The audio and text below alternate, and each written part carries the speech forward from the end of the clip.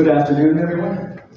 On behalf of Forward Alliance, I would like to say welcome. Welcome to our distinguished guests today, our two speakers here, Matt Pottinger and Ivan Kanspathy, who just landed in Taipei last night, less than 24 hours ago. I want to say welcome to our important guests, our visitors and journalists with us today, and welcome to the members of the public who are all here today because we share a deep concern about the peace and security of our country and our region. We're here to talk about the boiling Moat, Urgent Steps to Defend Taiwan. This is a book that was just published by the Hoover Institution. It was edited by Matt here and co-authored by Matt, Ivan, and a host of co-authors that they will share with us later. You might be familiar with Matt's name, his Chinese name, for me. He's the editor of this book that we're here to talk about, and I think it's safe to say I can think of no one more suitable or qualified than Matt to lead this important effort in this project. As you may know, he was a journalist in the late 90s and early 2000s in China, working for Reuters and the Wall Street Journal. He was a U.S. Marine, having been deployed to Iraq and Afghanistan on 3 tours. And he was the senior director for Asia at the U.S. National Security Council before becoming the White House Deputy National Security Advisor. He's now the distinguished visiting fellow at the Hoover Institution, and I trust all of you, like me, like I am, we're all looking forward to hearing from Matt today. Ivan, to Matt's right, to your left, they've been colleagues since their time at the National Security Council. Ivan is the author of several important chapters on Taiwan in this book. When we first met, Ivan worked here at AIT as the Deputy Chief of the Liaison Affairs section. But some of you may be more interested in his other background, his experience as an F-18 instructor. He taught for 3 years at the U.S. Navy Fighter Weapons School, and you may also know that program as Top Gun. Since his years working with Taiwan, he has served as Deputy Senior Director for Asia at the NSC and as the Director for China, Taiwan, and Mongolia. He is now the Adjunct Professor at Georgetown University's Walsh School of Foreign Service and is non-resident Senior Fellow at the Center for Strategic and Budgetary Assessments at CSBA. Between them, you have a wealth of experience in security policy accumulated from their time at the White House, on the ground in Taiwan, and on the ground in China. They, along with their co-authors, have written a book that addresses not just what Taiwan must do for our own security, but what the global alliance on a rules-based order must do, on our own and together, to maintain peace across the Taiwan Strait. This book combines insights gained from international experiences. It is informed by a clear-eyed assessment of facts on the ground. And it is about managing risk in the real world, as opposed to one that we wish existed instead. So I'm honored to have played a small part in this project, but I will leave plenty of time for them to tell you more. Before I do that, I want to acknowledge the esteemed guests we have with us here today. Quite a few of you I'm proud to call friends and partners with whom I look forward to working even more closely in the future. We are brought together by a shared concern for peace. Peace based on mutual respect. Peace based on values that we all hold dear. We have members of the international community here, official representatives from Japan, from Australia, from the UK, from Canada, and colleagues from the German, European, and Singaporean offices. We have policymakers in Taiwan. Mr. Chou Yuan, who led the Office of the President, the National Security Council, and the Executive Yuan, who most recently served as the chairperson of the Taiwan-Japan Relations Association. We have Admiral Li Shiming, our former Chief of General Staff. We have the current Deputy Minister of Interior, Mr. Soy Mars. We have a spokesperson for the Office of the President, Li Wen. And we have senior academics and leaders from civil society, spanning nonprofits and industry. Chris Liu, representing the Westminster Foundation for Democracy, Harry Harding and his colleagues from the Center for Asia-Pacific Resilience and Innovation, Lo Ying Tai Cultural Foundation, Yu Ti Zhong Cultural and Education Foundation, the Friedrich Naumann Foundation for Freedom, the European Value Center from Prague, and the American Chamber of Commerce in Taiwan, and many, many more. I apologize if I missed you in your organization, but all of you know if I keep going, I think the caffeine that is sustaining Matt and Ivan is going to wear off soon. But I want to point out that looking at the representation here, it is clear that Taiwan's security affects the security and the prosperity of all of us. It extends well beyond the shores of Taiwan. When we discuss a collective security framework, whether it's articulated through a free and open Indo-Pacific or the Quad, this concept can be traced back to Japanese leadership. Former Prime Minister Abe once said, "A Taiwan emergency is a Japanese emergency, and therefore an emergency for Japan-US alliance." People in Beijing, President Xi Jinping in particular, should never have a misunderstanding in recognizing this. Now, this position has encouraged the international community to stand with Taiwan, and I know the Taiwanese public will always remember this act and demonstration of solidarity. Friendship between two countries is not just about caring for the plight of each other, it is also exemplified through working together to ensure a stable and secure neighborhood for all of us. And so I'm grateful today to our special guest, Mr. Kazuyuki Katayama, the Chief Representative of the Japan-Taiwan Exchange Association, for joining us today. Katayama-san has been a public servant his entire professional life. Throughout his distinguished career, he has been posted around the world, including many times to the US and many times to China, as I found out recently over lunch, notably once during Tiananmen. He is approximately 6 months into his term as Japan's representative here in Taipei, and I'm grateful that he has agreed to help us kick off today's conversation.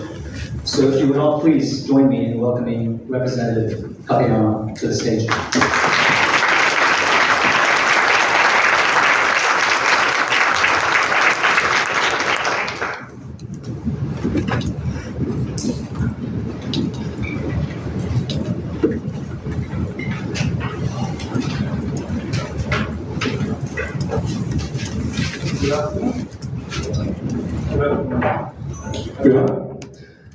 Thank you very much, Mr. Nabu, for kind introduction.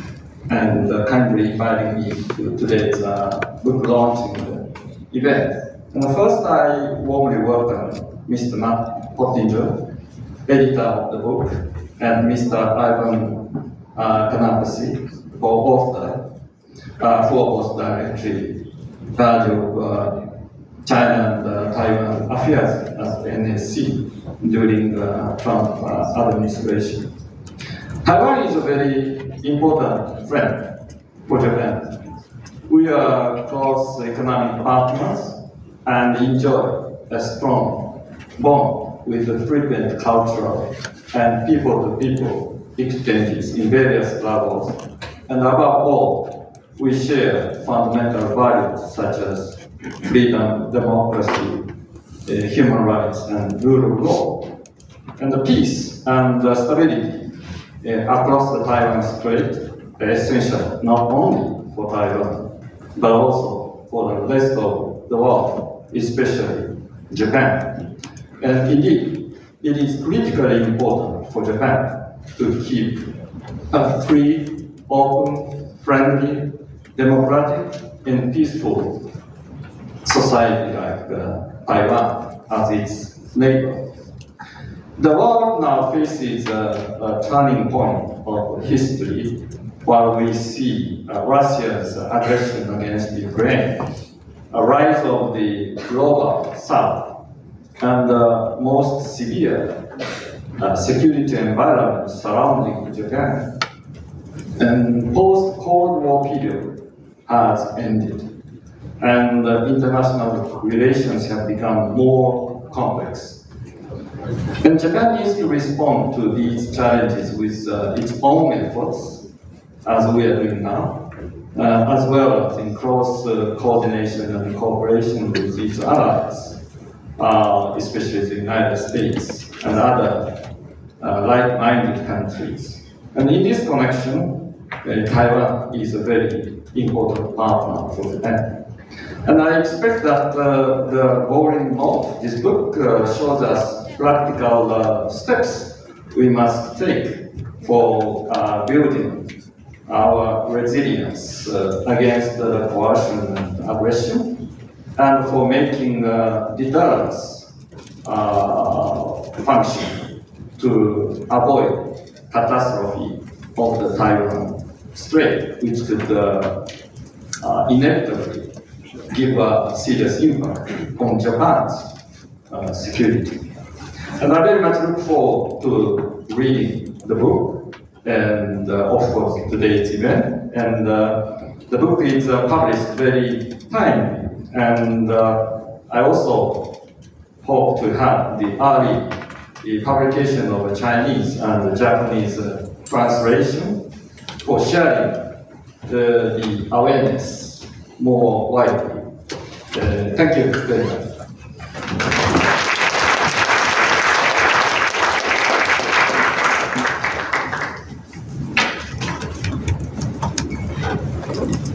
Thank you very much, Kageyama-san. Now, without further ado, I'm going to ask Matt and Ivan, before we begin today's panel discussion, to say a few words to help us set the scene. So, Matt Pottinger, the floor is yours. Enoch, thank you.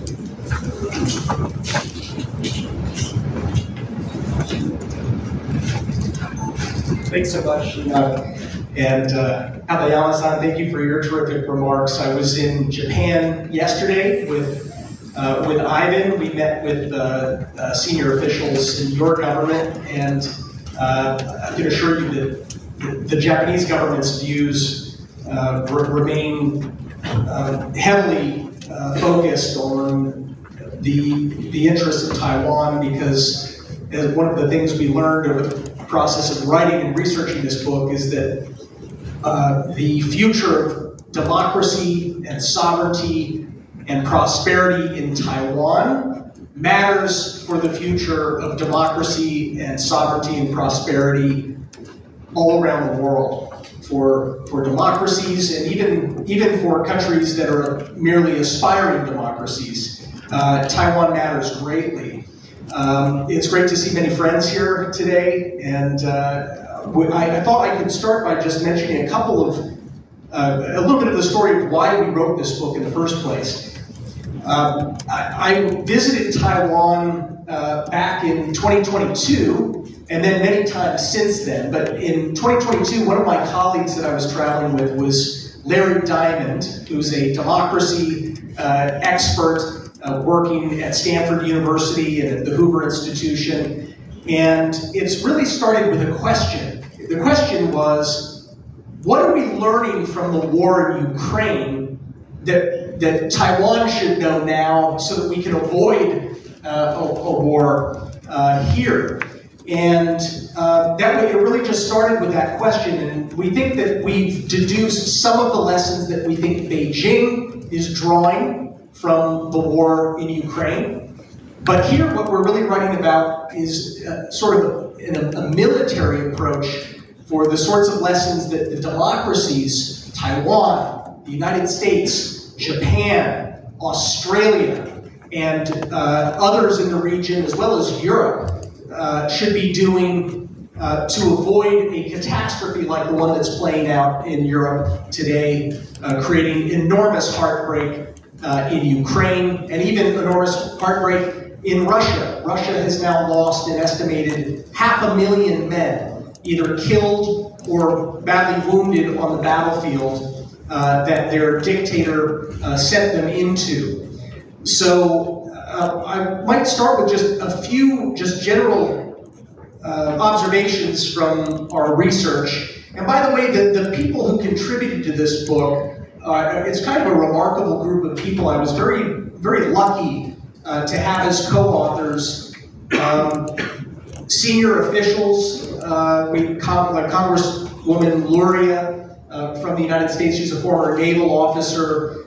We had veterans from the US. We had veterans from Taiwan's military, including one sitting next to me right now. We had combat veterans from Israel, and some of the lessons that we think Taiwan can learn from Israel, as well as the NATO Secretary General, former Secretary General Anders Fogh Rasmussen, writing about what Europe needs to do. But the way we structure the book is with a set of recommendations for what Taiwan needs to do, the United States, Japan, as well as Australia and Europe. But before I ask Ivan to make some opening remarks, since he really led much of the writing on what Taiwan needs to do, I thought I would mention that deterrence is a lot cheaper than war. And it's funny, in hindsight, when people argue about whether they should spend 2.5% or 3.5% of their GDP, or even 4 or 5% of GDP, these are often very contentious arguments in peacetime, because your military is one of those things that you don't know that you need it except in an emergency. And in fact, if you're doing it right, you shouldn't have to use your military to actually fight. So it's often very difficult in democracy to lean into making the sorts of sacrifices you need to make in your budgets in order to deter.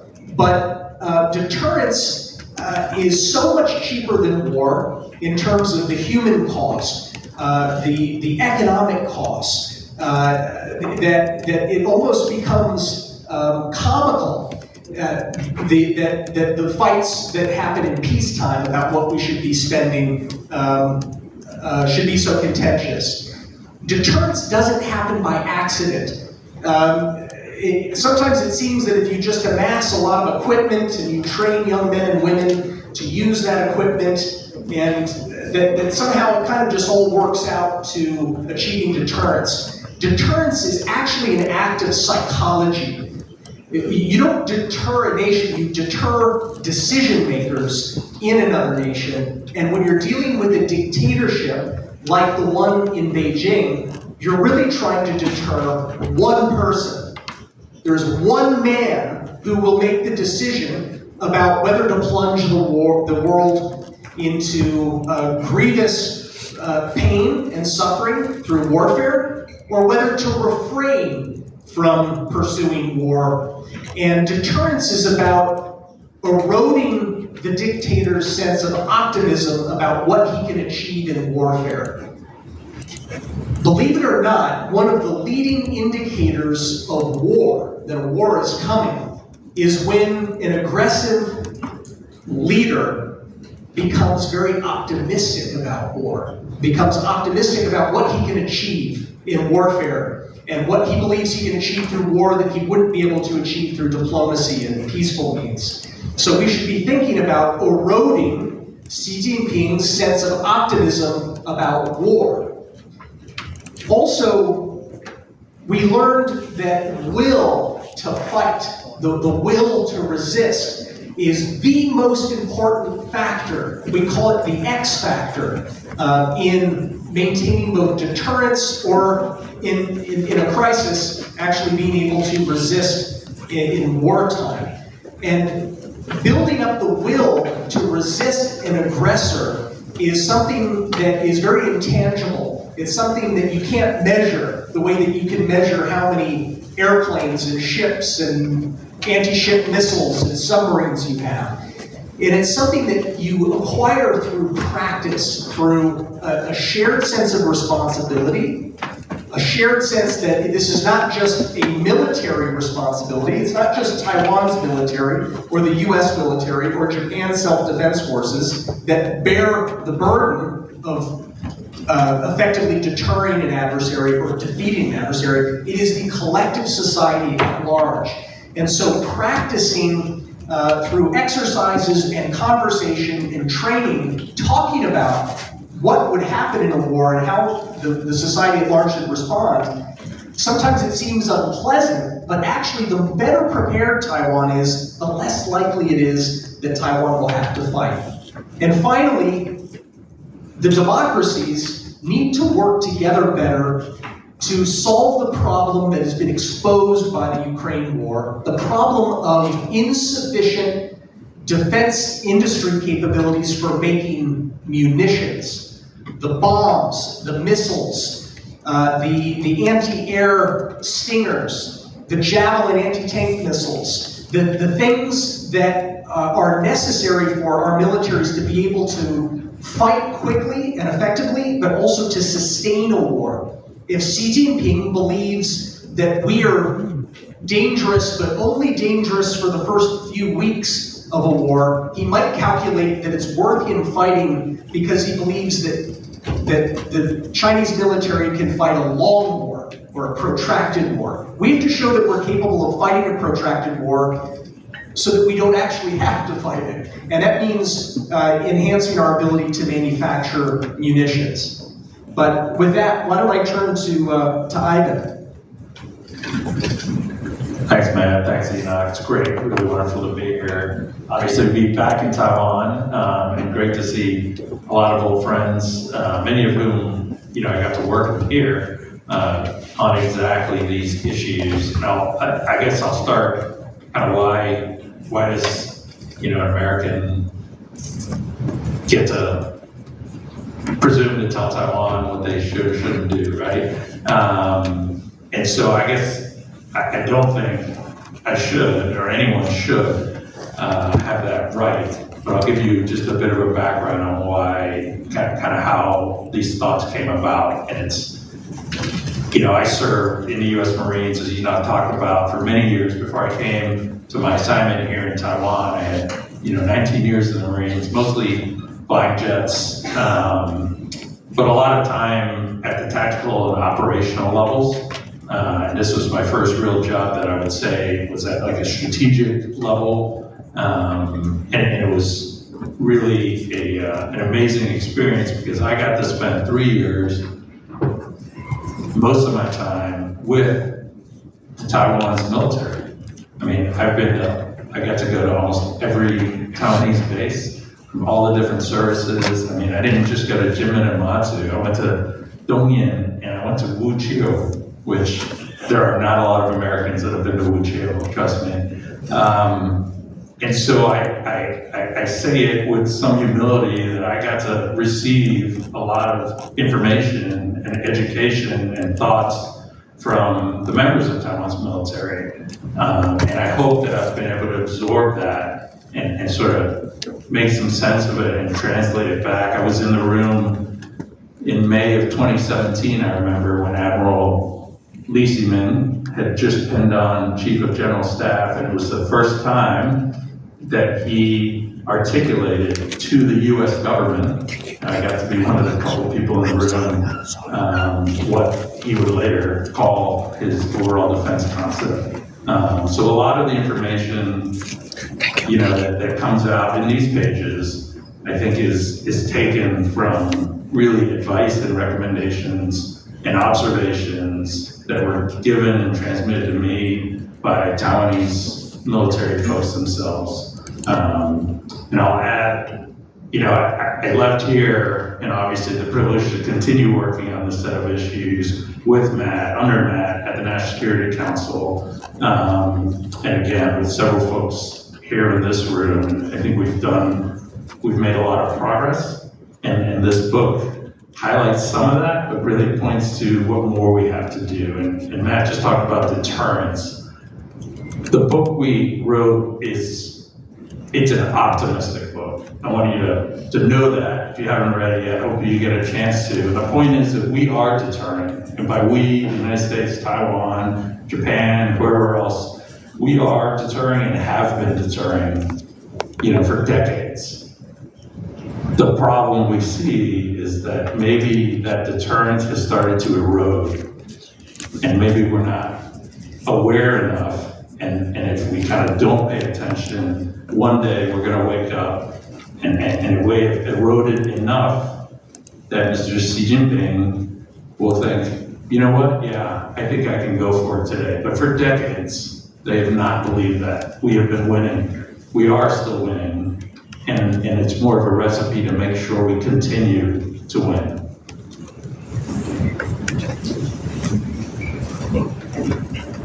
Thank you both for that.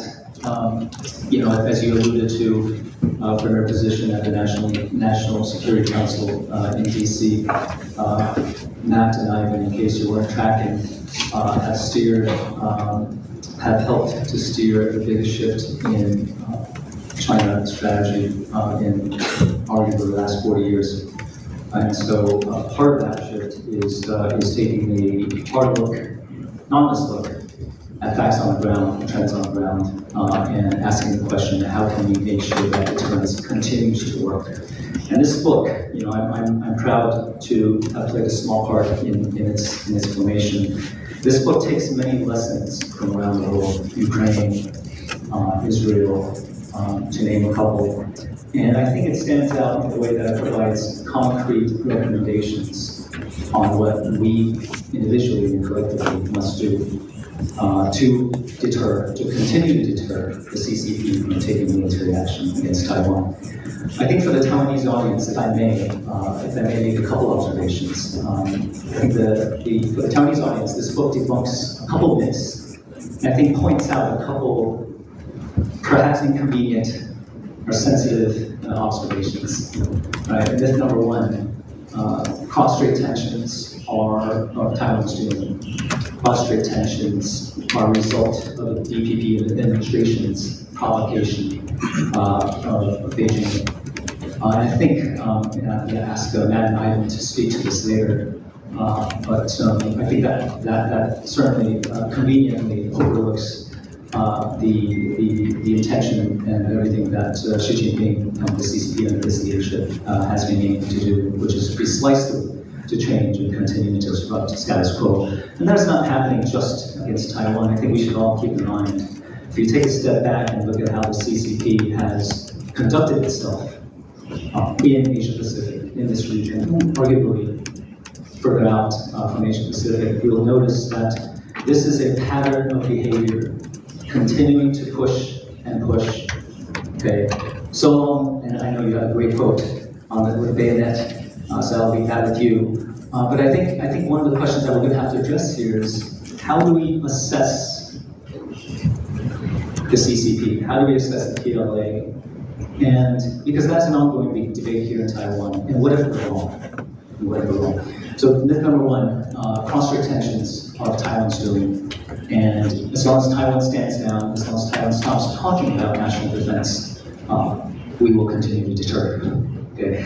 And then number two, related, is that Taiwan must therefore distance itself from the US, okay, and seek to balance its relationship between China and the US.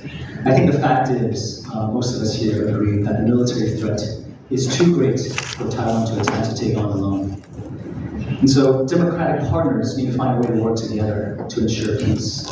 In this context, if Taiwan were to keep its distance from its friends and partners, I think that raises serious questions about Taiwan's credibility, and which ultimately, to Taiwan's detriment, compromises Taiwan's national security. Earlier, I mentioned a couple of inconvenient observations. I hope that we will have a spirited and lively conversation around these points. I'll just raise three out of the book. Number one, Matt has already talked about that Taiwan is not prepared for rapid mobilization nor prolonged conflict. Okay. And that compromises, calls into question the credibility of our defenses, which affects our ability to deter. Observation number two is that Taiwan is misallocating precious defense resources. Okay. This is an alarming issue, particularly considering that we are working with a significant resource disparity across the strait. And observation number three, which might be least pleasant to hear, is that NND leadership has long stood in the way of progress. And this affects the public's confidence in our military and our defenses. As I said, I'm proud to have taken part in this project. I think we have to be honest with ourselves and recognize where we are falling short. This is the only way we can rise to the challenge. And this is the only way that we can ensure a peaceful and sustainable future. And that's why we're all here today. We have left some time for members of the press to take photos. You did that already. So I think it would be helpful, with your agreement, to go straight into the panel discussion part of today's agenda. I wanted to ask Matt why you structured the book this way. And you touched on this on your opening already. And you have talked about lessons from Ukraine. But I want to ask you if you can help us talk through what are the lessons that we can draw from around the world, the right lessons and maybe the wrong lessons that people are drawing from Ukraine, from history. Okay. There's a narrative in Taiwan that discussing national defense on its own, not to mention bolstering national defense, is provocative towards Beijing, leading to a worsening of cross-strait relations. So part one of my question is, what do you think people get wrong, or right or wrong about the CCP? And the part two of the question is, what do you think people get right or wrong about the PLA, as I mentioned earlier? And part three, related to those questions, where do you think the biggest risks are, if you or others are wrong in their assessment? Hope that's not too much. Yep. Thanks, Ian. So, some of the lessons that we've learned, I think, one is that we should not be complacent. There was a tendency early in the war in Ukraine, or the new phase of the war that began in February of 2022, when Vladimir Putin launched his full-blown armored assault towards the capital of Ukraine. There was a little bit of self-congratulation going on when we saw how bravely and how effectively the people of Ukraine fought to repel those invaders. And people thought that Russia losing the war was inevitable. They really did fail in their goals when they launched that. But I think that some people have thought, therefore, that Xi Jinping will be very, very careful before he ever considers using military force, because he doesn't want to be humiliated and drawn into a long conflict the way that Vladimir Putin's forces were humiliated at the outset, and now they're fighting this long, very costly war. I think there are, however, other lessons that Xi Jinping might be drawing. We see some evidence from writing by People's Liberation Army commentators and others One is the idea that fighting a full-blown war from the outset is preferable to an incremental war. If you think back, the war in Ukraine actually started a decade ago. It started in 2014 when Vladimir Putin sent troops into Crimea, activated them, and then spread into other parts of Ukraine, and you had a sort of a low-intensity conflict, but an incremental approach to war. The cost of that approach for Russia was that it allowed the Ukraine and also the United States and European countries to work together with Ukraine to provide eventually armaments, but also very important training to teach Ukraine how to fight. And so when Vladimir Putin finally went for the whole big invasion, he was quite shocked, I'm certain, to find that Ukraine was a very capable fighting force. They were ready to repel. So I suspect that Xi Jinping will probably, if he uses military force, he will probably be coming all the way in. He'll be looking to conquer Taiwan, annex Taiwan, fait accompli invasion, as opposed to an incremental set of steps. Another lesson that I think we shouldn't be complacent about is the threat of nuclear blackmail. Nuclear blackmail is a form of psychological warfare. It's something that Vladimir Putin has done. He threatens, whenever he doesn't like what we're saying in Europe or the United States, he starts to talk about using nuclear weapons. I think that Xi Jinping, given that he is significantly increasing his nuclear arsenal, he wants to be able to have the psychological advantage of threatening nuclear war. But we should take it for what it is, which is a psychological tool, more than a credible threat of a real type of attack that he would employ. I think the other thing we learned that's positive is that geography really matters. Geography matters. And what would Ukraine have given to have 100 miles of ocean between Ukraine and Russia? Taiwan has this extraordinary protector in the form of the Taiwan Strait. That's what we refer to in the title of the book, the boiling moat. Jin Cheng Tang Shi, this phrase from the Han Dynasty, which is about a strengthened defense, the types of strong cities or city-states that are very difficult to attack. And so I think that geography works to Taiwan's defense. Taiwan is not an easy place to invade. If it were, China would have attacked a long time ago. And so we should be optimistic that with smart investment, hard training, good coordination between Taiwan and the United States, Taiwan and Japan, Taiwan and Australia, we can effectively deter even this great big military that China is building. One of the things, one of the strange paradoxes of warfare is that it actually takes far more men and equipment to conquer territory than it takes to defend territory. And Taiwan has an asymmetric advantage. China cannot win a military conflict unless it can cross the Taiwan Strait and actually occupy, through an amphibious invasion, Taiwan and control Taiwan's population. We think that we can stop China before it even reaches Taiwan's shores, and do so at relatively low cost compared to all the enormous amounts of money China is spending on its military. I think that you just check. All right. I think you just touched on an important question here. In Taiwan, we see a narrative on two ends of the spectrum. On one side, there's been a lot of talk and a lot of emphasis on the might with PLA. On the other hand, we also have seen plenty of literature talking about how that's overplayed. And any focus on the PLA's capabilities, their modernization, how they are outspending and outmanning Taiwan is a form of information warfare aimed to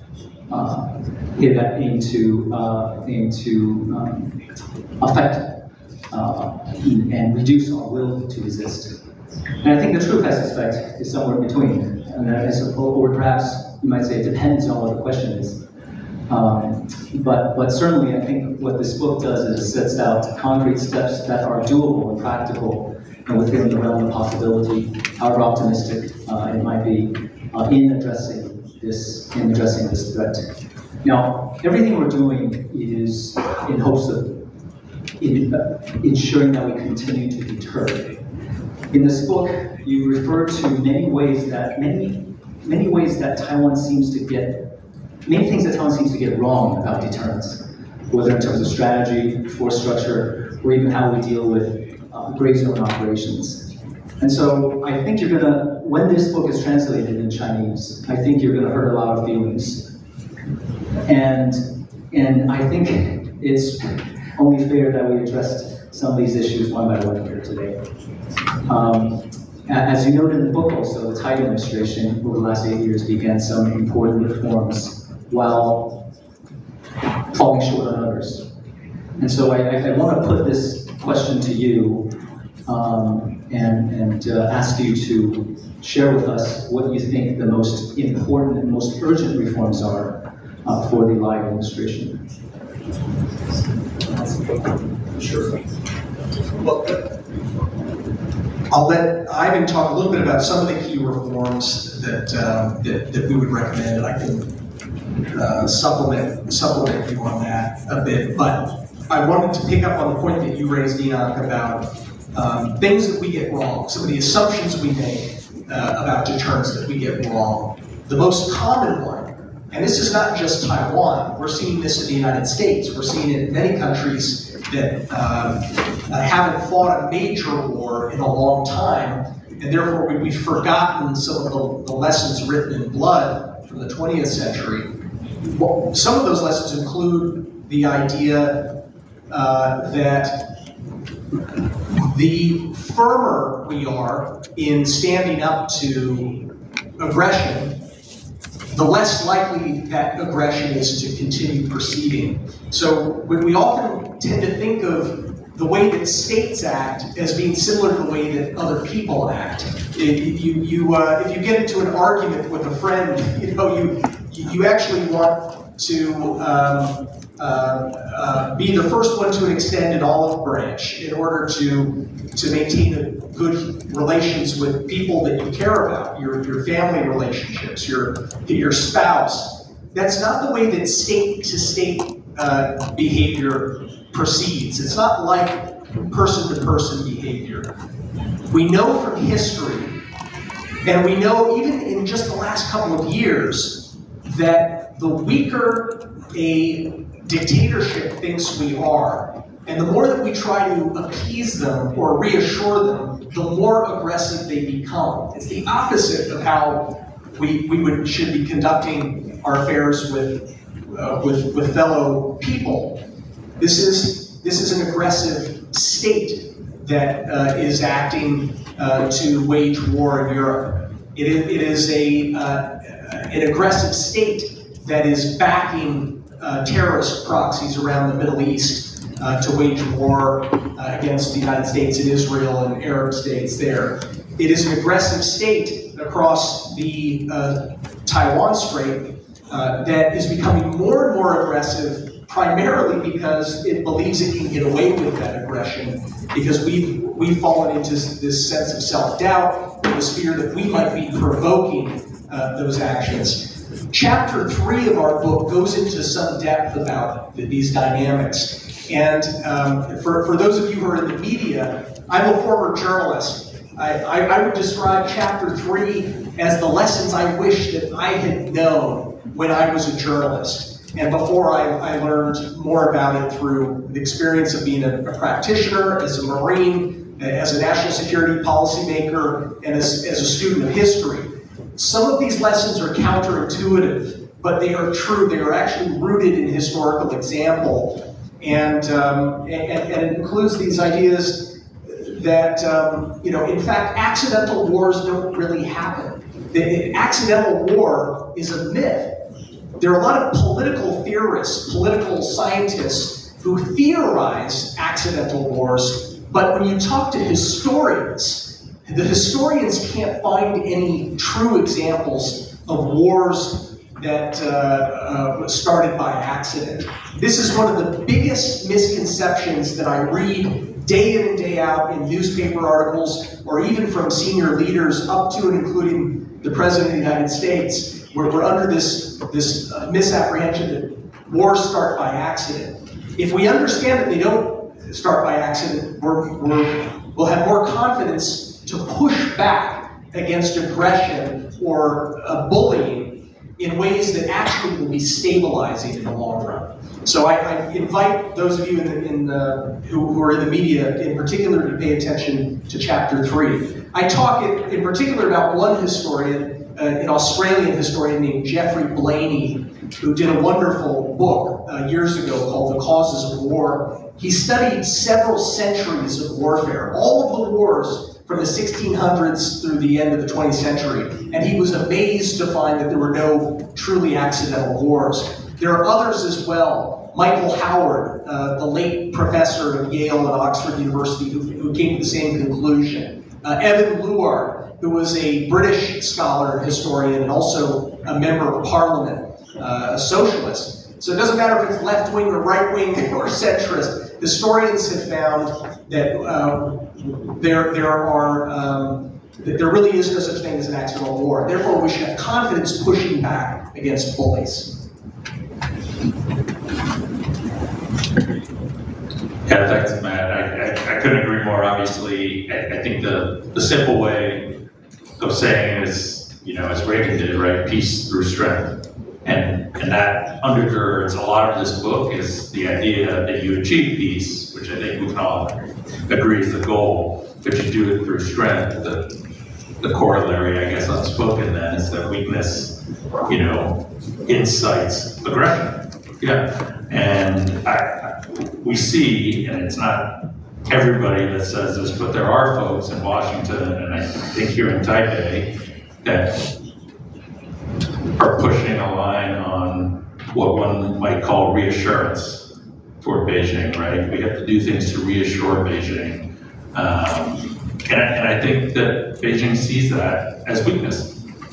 So we have to be very careful about what's happening. We saw this play out in 2021 with Vladimir Putin, when the United States, frankly, and others in Europe, unfortunately, sought to reassure Putin by various things in 2021, including, quite frankly, suspending the sale or transfer of lethal arms to Ukraine for a time in that year, right before. And of course, we all know how that ended up in February of 2022, that it did, in fact, invite aggression. So what else, Enoch, do we need to hit? Go ahead, Matt. Just to hit on Ivan's point, these are recent examples of weakness being provocative. The opposite of peace through strength is weakness is provocative. And so when the United States failed to defend the red line that the President of the United States drew back in 2013, the President of the United States in 2013 said that if the Syrian dictator Bashar al-Assad used chemical weapons against his own people, the United States would take military steps to retaliate. Then he did use those chemical weapons against his people. The President of the United States chose not to make good on his threat. It was exactly 6 months later that Vladimir Putin began the war in Ukraine that has now lasted for 10 years. When the Taliban overthrew the Afghan government and the United States retreated from Afghanistan, it was 6 months later that Vladimir Putin began the new phase of the war in February of 2022. We have been rather appeasing of Iran, and Iran has rewarded us with violence. We have just not long ago lifted sanctions on the Venezuelan dictator, Nicolas Maduro. Nicolas Maduro is now massing troops on the border of his neighboring country, Guyana, and threatening to invade Guyana and to annex part of Guyana. So there's a pattern here. We need to be strong, sometimes uncomfortably strong, in order, paradoxically, to achieve peace and stability.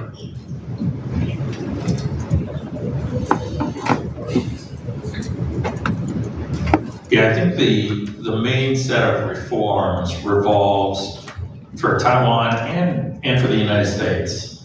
And we see it kind of happening in both places, but maybe not with the speed and not with the amount of broad resources that the tax calls for. And that is specifically to really enhance the ability to, one, manufacture, but have on hand stockpiles of munitions. We see this war of attrition happening in Ukraine, and that's a land war, and it's very different. And they're shooting, with tens of thousands and hundreds of thousands of artillery shells every month. In a maritime fight, which it will be here, on Taiwan and in the Tongzhi, right, the boiling moat around Taiwan, I think we're talking about really what missile systems, and possibly, as we're seeing now, autonomous unmanned systems, drones, some of which would be lethal ones that are, designed to self-destruct and find their targets. So essentially, smart munitions, but having those in extremely large quantities, orders of magnitude more than we currently find here on this island, and orders of magnitude more than the United States currently has deployed here in the Western Pacific. So those kind of reforms and doing that urgently, we believe, will certainly give the PLA and China's leadership a lot of pause, and again, help us not to lose the deterrence that we have. Ivan just talked about drones' impact on war and on military competition, and even though in Ukraine, the context is a land-based conflict, I think the same trend would inform future competition in this part of the world, whether at sea or in the air. I want to put a question to you, if I may, and this, I want to talk about investments on the other end of the spectrum that you talk about in your chapters in the book. Specifically, I want to ask you about programs that have been a source of pride in Taiwan over the last few years. And I am referring to the Taiwan Indigenous Submarine Program. Okay. I don't want to put words in your mouth, okay, but you alluded to that program as an example of a misallocation of resources. You pointed to the aim to achieve long-range strike capabilities against Chinese or PLA targets, whether it's a carrier or a Chinese inland city, as being misguided.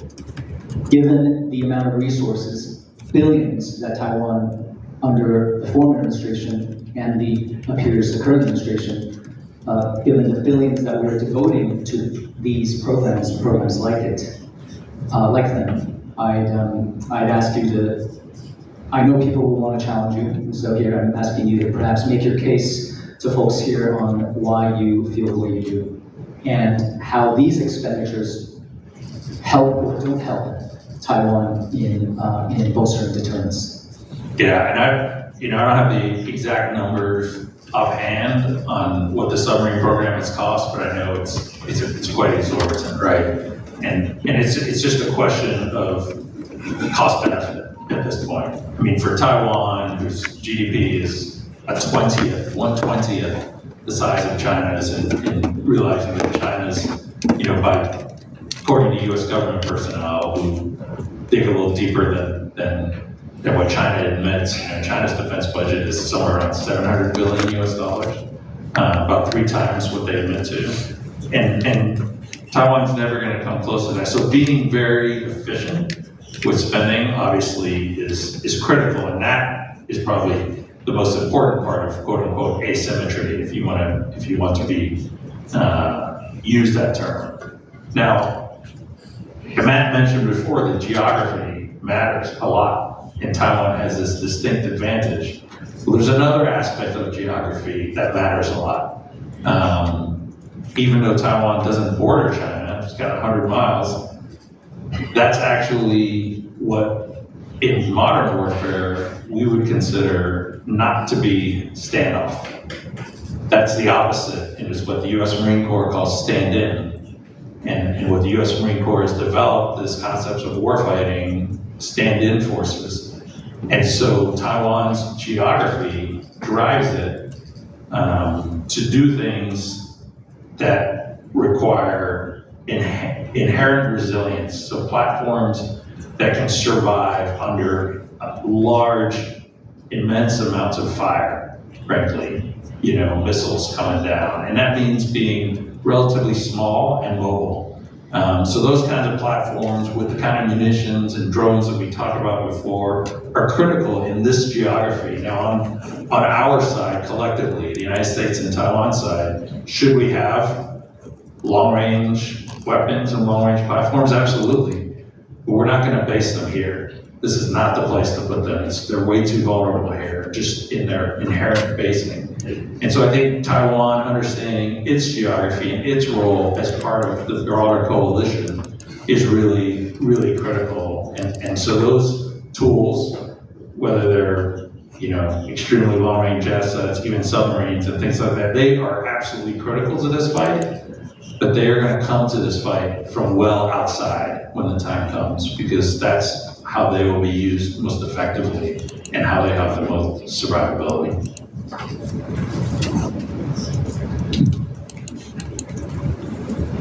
Look, the submarine program, it's very understandable why Taiwan pursued a submarine program. A lot of the rest of the world was not helping Taiwan. In fact, I think there's better cooperation today than there was 10 years ago, and between Taiwan and other countries and other countries' militaries. So Taiwan was left by itself. It makes sense that Taiwan should want to develop its own defense industry. In fact, Taiwan has a very capable defense industry, very impressive in many ways. And I don't think that even if the submarine program were to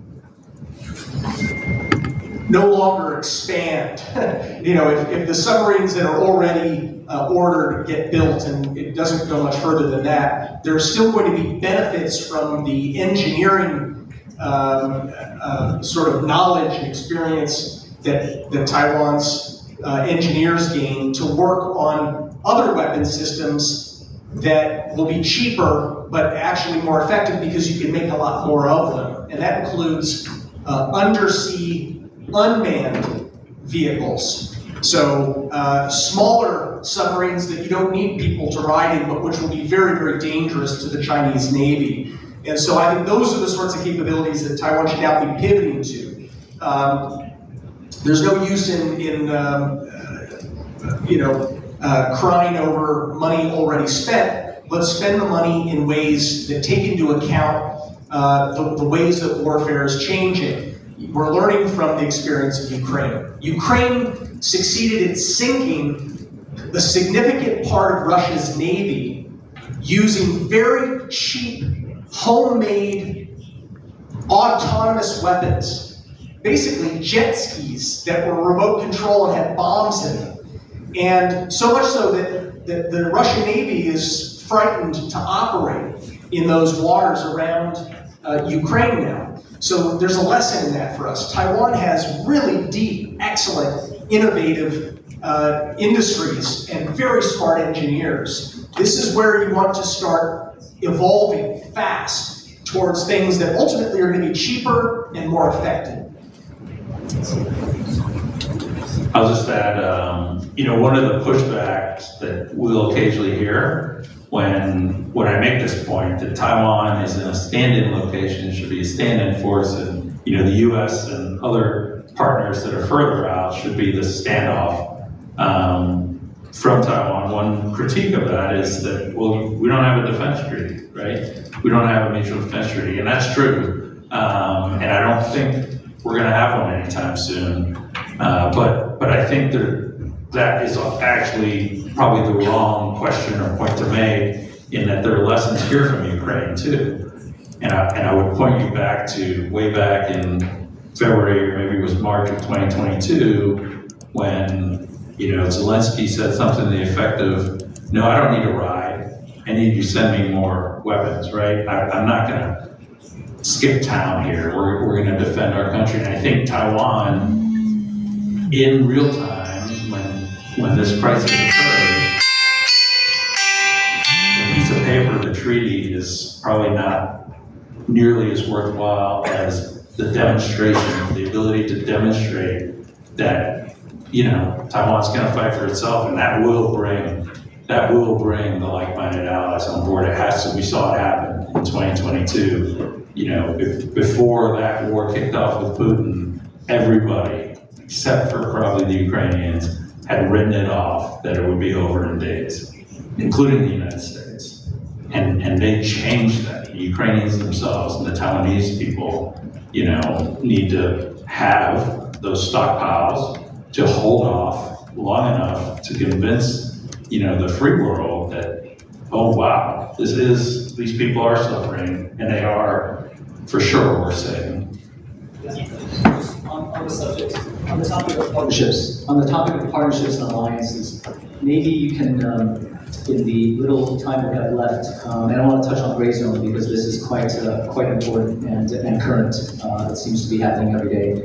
So, but before we get there, on partnership, please talk a little bit more about how you, in your chapters, you talk about deconflicting. You talk about where Taiwan should look to invest and engage versus which responsibilities we should hope that partners can shoulder.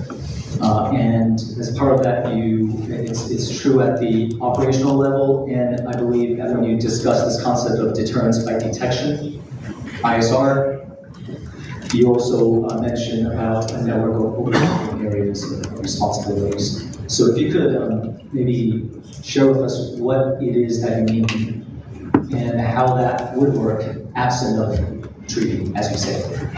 Yeah, I think when we talk about the gray zone in the book, we kind of frame it around two words, I guess, that would be instructive to how Taiwan should think about things, and that is patience, having patience, and applying perspective, right? Applying patience to the right perspective of what's actually happening. And I think what we've seen over the last few years is certainly an increase of aggression, right? In the naval, in the air, from the People's Liberation Army, in and around and close to Taiwan. But there's a lot happening out there that is not actually particularly threatening to Taiwan. The southwest corner of the ADIZ, which is how all this started a few years ago, is actually closer to China than it is to Taiwan. I mean, if China sends their planes off their coast and does some training 50 miles off their coast, guess what? They're in the southwest corner of Taiwan's ADIZ. And that's actually pretty normal behavior for a military to do. And so I think being able to discriminate appropriately on the things that are getting really close and the ones that aren't will help. It'll help people understand and not become numb to the idea, because I think we're reaching the point where if it happens too much, we become very numb to it, and the allies become numb to it.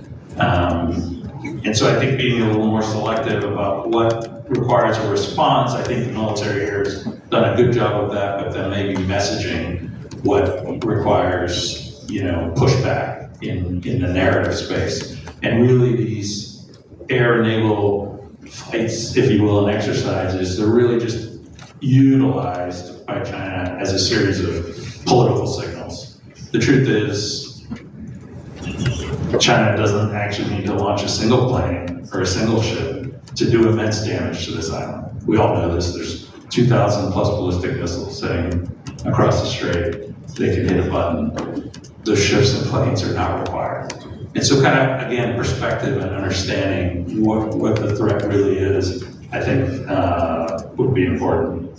Yeah, I mean, related to that, remember, the government in Beijing talks about what it calls the three warfares.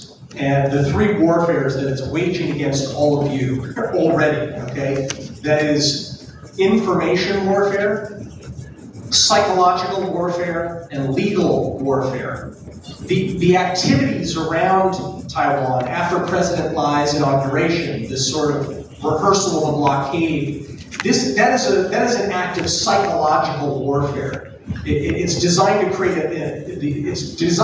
a sense that resistance is futile. It's, you know, that there's nothing we can do to stop this. But in fact, it's only the psychological impact that really matters. Those activities aren't able to change the true facts of who controls Taiwan, and it still remains firmly in the hands of voters here who elect their government. The information warfare, which is related to that, is about promoting these ideas, usually through social media apps in particular. I'm very, very disturbed to hear that TikTok is becoming more popular in Taiwan. TikTok is an information warfare weapon, and Xi Jinping has effectively designated it as that. Back in 2021, Xi Jinping held a study session for his Politburo where they talked about new forms of information warfare. And he said that China will use the internet as the main battlefield. And he specifically, according to the People's Daily, a couple weeks later, writing about this study session he did, the People's Daily said that short-form video apps, such as TikTok, are the types of new innovative things that can be weaponized to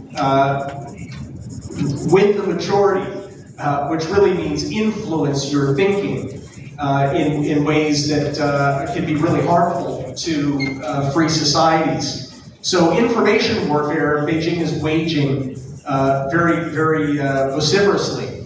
So again, to Ivan's point, these gray zone activities, once you realize that this is really about a psychological effect and not an operational change of the facts on the ground, it's less effective at achieving its goals.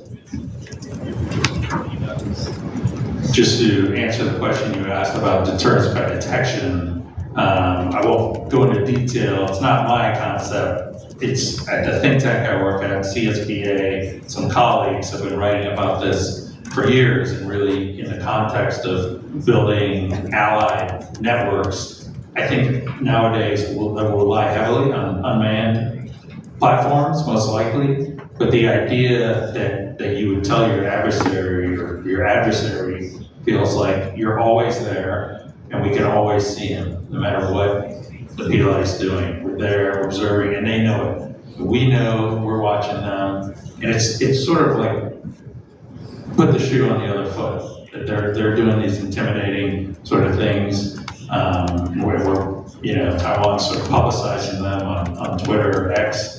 But it's the idea to flip it back on them and be like, you're not going to get the jump on us because we can see you. We can do that, hopefully in a relatively inexpensive way.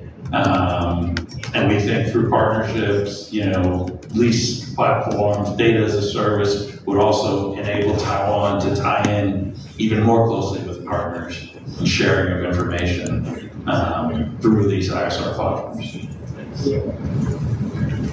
I think that topic requires an entirely separate workshop. In the interest of time, before we open up to the floor, I want to throw one more question at you. As you know, Taiwan has just appointed our first civilian minister of national defense in many years. And as one of his first acts, he has announced changes to how things are done in the military. For example, he has announced that certain bayonet drills would be terminated. He has announced that certain marches wouldn't be done anymore. He has announced that perhaps over weekends, units wouldn't have to report back. Individuals wouldn't necessarily have to report back to their whereabouts. And this has caused a stir amongst the defense community, amongst veterans, amongst opinion leaders in military affairs. And my question is about culture. I hope that as two Marines, you can share a little bit your views on how culture, how organization culture can change and must change, how to facilitate that. Because everything we're talking about here today requires change, whether it's reform, whether it's innovation. And that requires, change can only happen in the right context, in the right environment, under the right culture. And so I think in a capable and forward-leaning military, you wouldn't need a minister of defense to tell everyone whether to do a certain type of training. You wouldn't need a minister of defense to say, no, this is not the right way to march. Okay.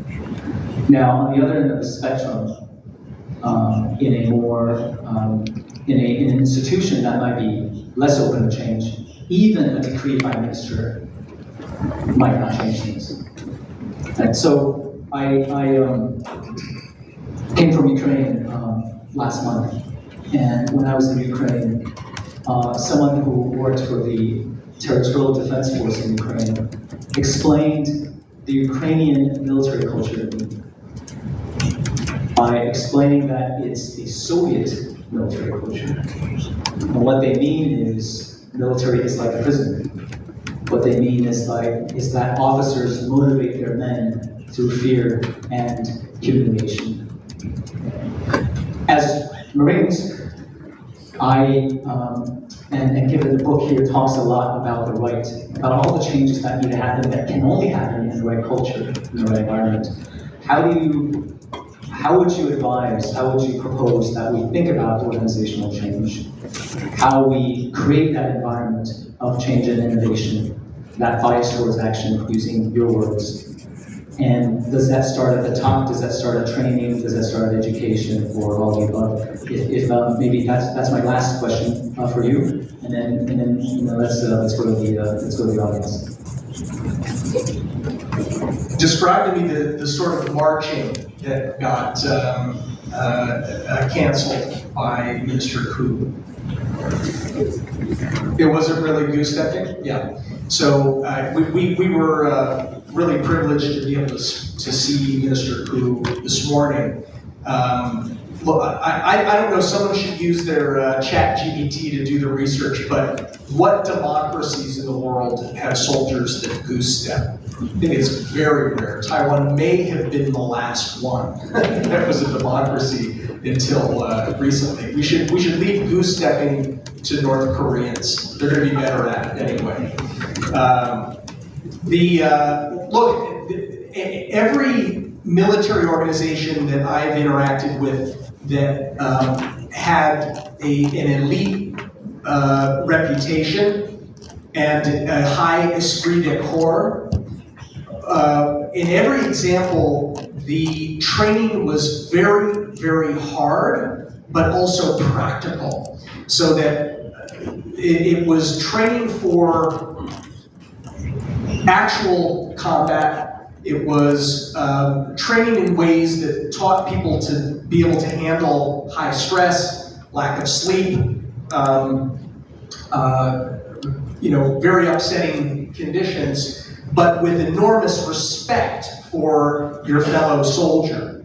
And many of the organizations that I've encountered, whether it was the U.S. Marine Corps or other foreign militaries that I got to work alongside when I fought in Afghanistan in particular, there was a high degree of what we would call delegation, meaning you train junior people to be leaders themselves, not just followers. And then officers can trust their subordinates to be able to lead their subordinates. without having to be supervised and micromanaged. And I think that those are the sorts of approaches that translate to a very deep, positive, and effective and self-confident military culture.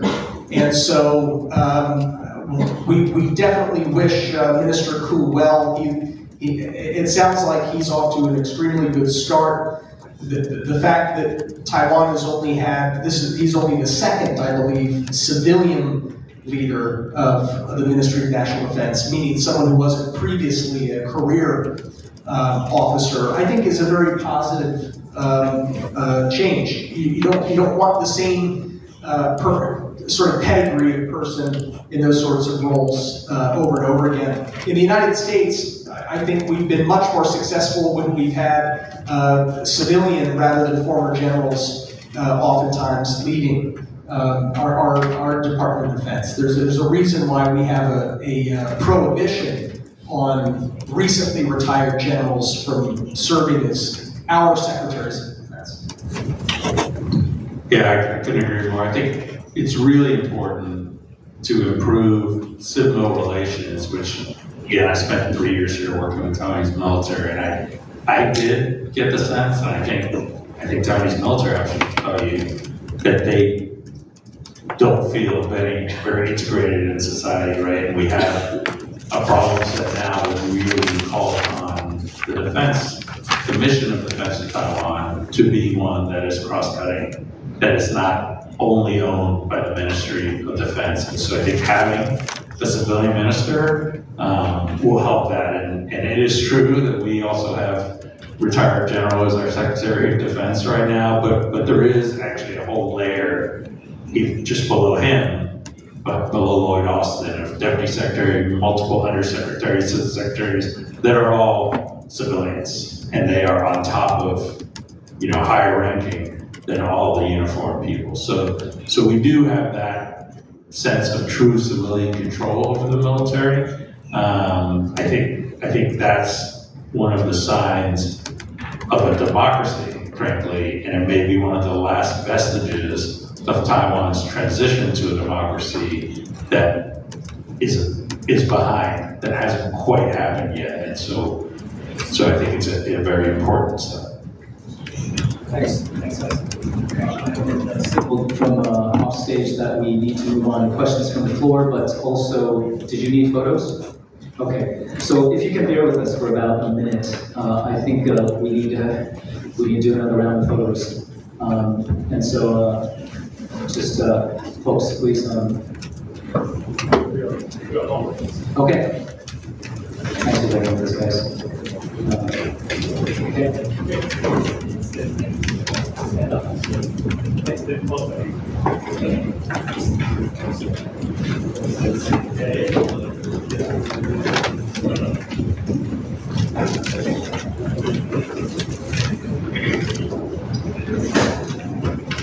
One more.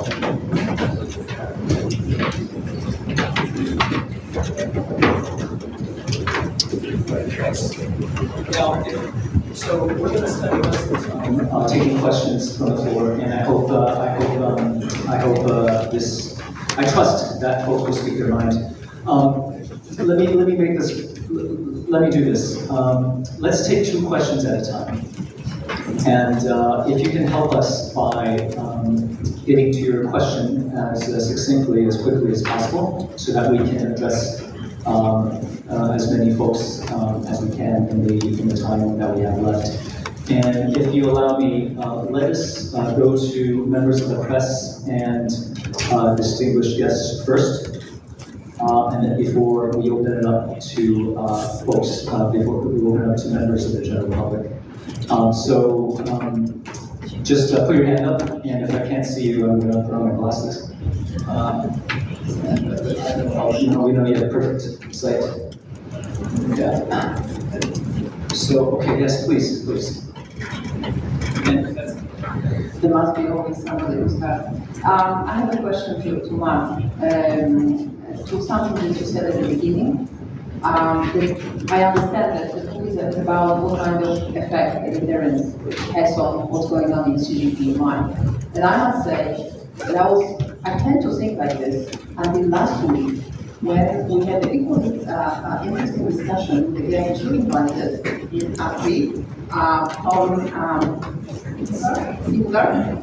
So knowing his previous affiliation with the National Intelligence Council, he said this is completely wrong, because it's not important what is in Xi Jinping's mind. We have to rather look at two kinds of arguments. One are constraints, and one are restraints. This is the this is the division that comes from Jordan Schneider and his China Talk interview. So constraints are something that is external to China. External to the decision making. Restraints is something that is maybe in Xi Jinping minds or in standing committee minds. So, what is in the book? I have not read the book. What is in the book? Is it also about constraints? So, the PLA is not ready, food security, energy, I don't know, economics, blah, blah, blah. Or is it exclusively about restraints? Thank you. Let's take one more. Maybe it's yes. Not having read the book either, I suppose, based on what you said during your presentations, I would suppose that the book deals more with the military aspect of things rather than political. But as you all know, much of the threat lies this side of the moat. We see, the situation in our legislative end with efforts trying to deal with the threat, potential threat from Taiwan being blocked by the opposition. And there is even talk that once the crisis begins, counties, certain counties in Taiwan might decide not to join the war effort. So I'm just curious as to what you might think about this here.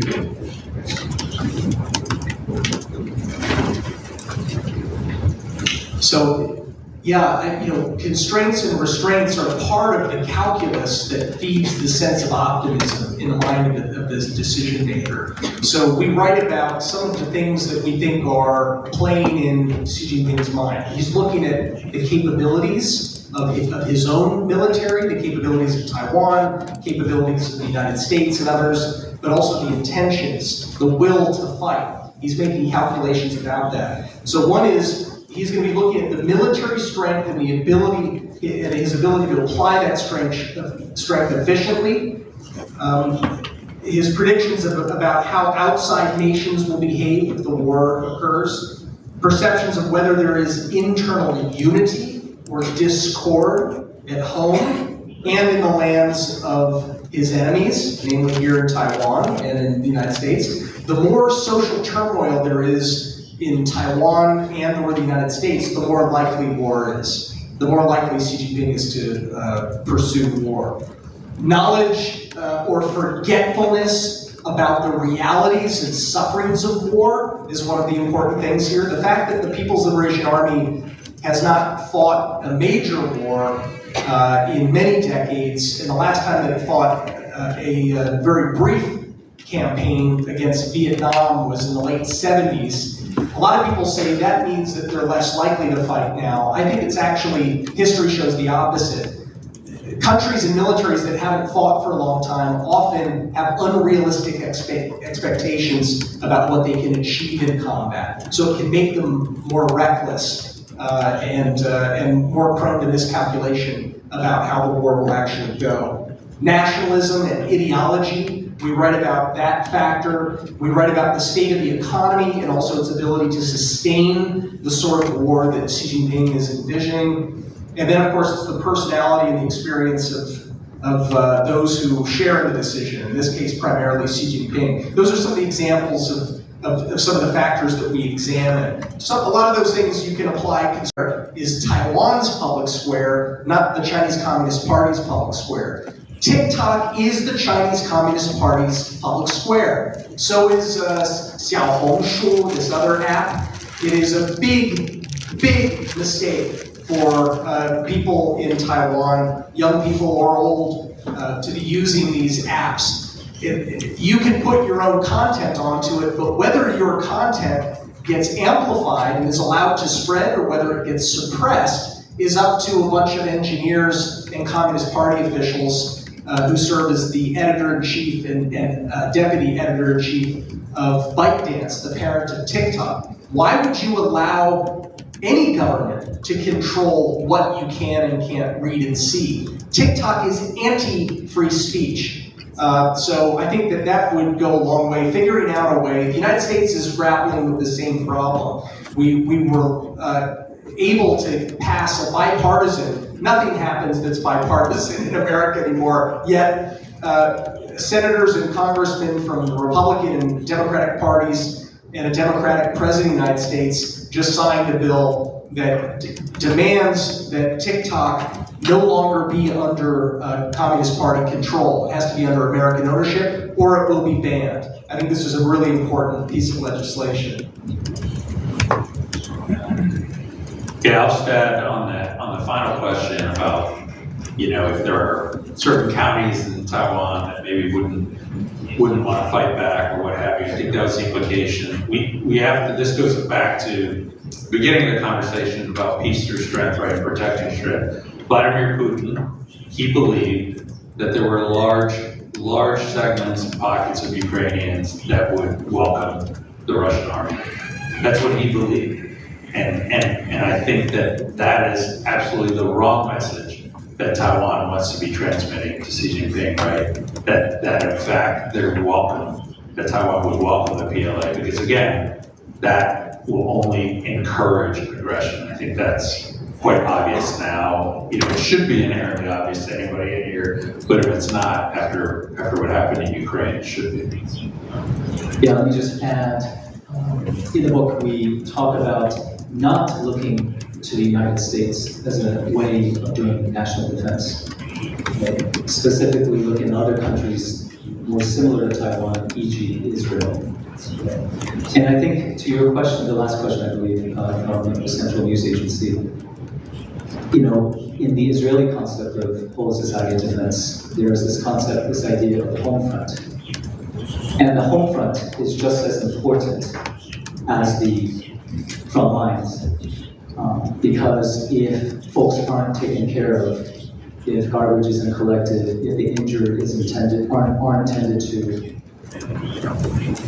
then the government and the military loses the space to maneuver, loses the ability to defend, to continue their work in defending and resisting. And so I think one thing I would like to highlight is that national defense has to be a whole of society effort. Not just the military. Our military has approximately 160,000 personnel. In a country of 24 million, we cannot let the few shoulder responsibility of protecting our country. And as a practical matter, it's only when we bring in whole society, and that means nonprofits, that means citizens, that means industry, can we have a chance of building that national unity, demonstrating that will that Matt talked about, that intangible, that X factor in defense and in deterrence.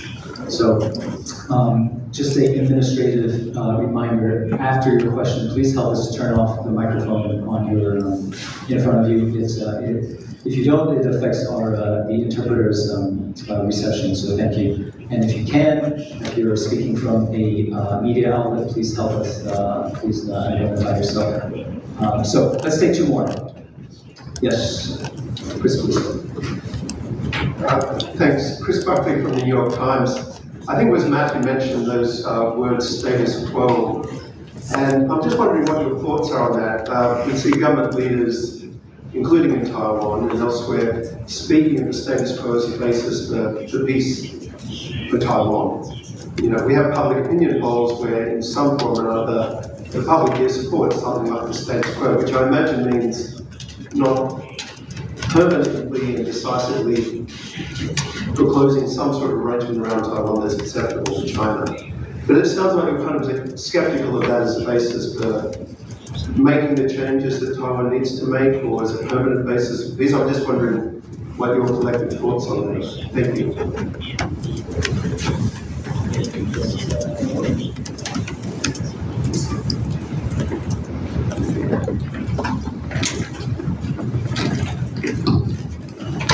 Thank you, Enoch, and thank you all of the panels. It's very I asked a follow-up question. I think I'll try to speak to it. Beginning that said, it's important to what the lessons of Ukraine are for the United States. You also said for China. You said a little more about what the lessons for China are. I know you started talking about it. That was a big discussion. And then is she actually learning those lessons, or is she learning the lessons she wants to learn rather than what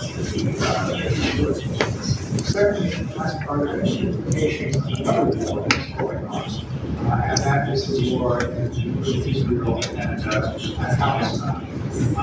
For example, one of the issues is how would Taiwan and the United States react not only by defensive deterrence or defensive response, but a counter-offensive. You see, this is what is possible to Israel in terms of casualties, especially on both sides of the say, and also above all global public support or opposition to Israel's position.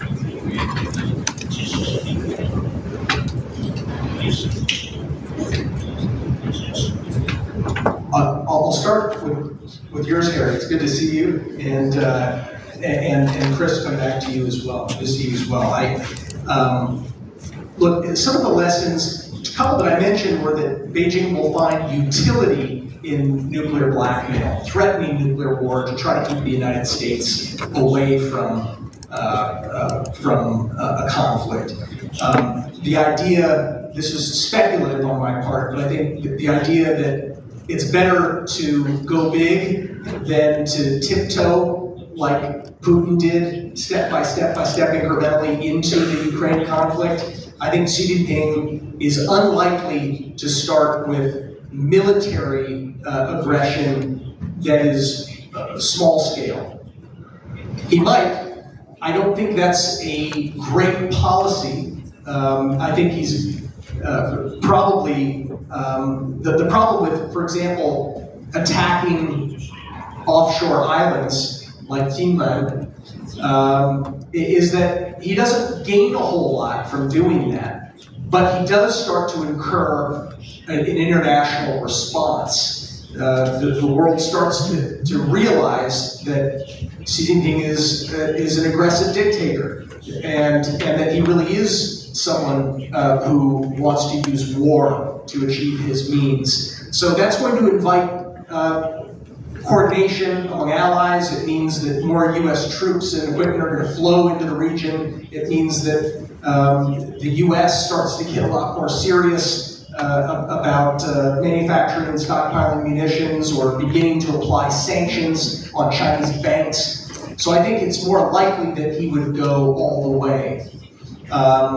Others that we know that lessons they've drawn, because we've seen the PLA writing that's contemptuous of Russia's use of cyber warfare and its use of information warfare in the last 2 years against Ukraine. Beijing, or writers in Chinese military newspapers appear to have been surprised at how badly the Russians applied cyber and information warfare means. I think Beijing is confident that it will do a better job using cyber warfare and trying to cut Taiwan off from the outside world, cutting undersea cables so that you don't have internet coming in or going out.